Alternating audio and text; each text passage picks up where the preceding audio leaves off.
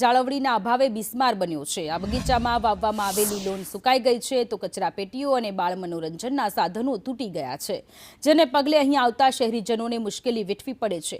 આ બાગના નવીનીકરણ માટે તે સમયની પાલિકા દ્વારા લાખો રૂપિયાનો ખર્ચ ગુજરાત સરકારની સ્વર્ણિમ યોજના હેઠળ કરવામાં આવ્યો છે। શહીદ નાગાર્જુન સિસોદિયાની સ્મૃતિમાં સ્મારક બનાવવામાં આવ્યું છે, પરંતુ શહીદની ગરિમા જાળવવામાં મહાનગરપાલિકાની ઉદાસીનતા સામે આવી છે।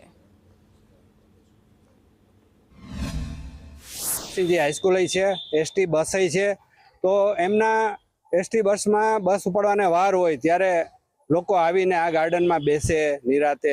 સામે ભાવસિંહ હાઈસ્કૂલ છે તો એના સ્ટુડન્ટો પણ અહીં આવીને વાંચી શકે।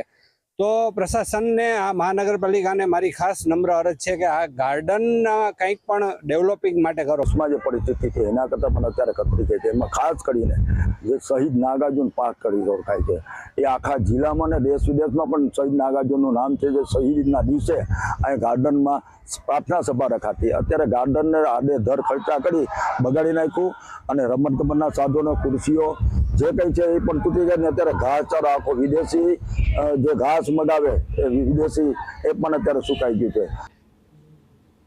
વડોદરામાં ચોરી કરતી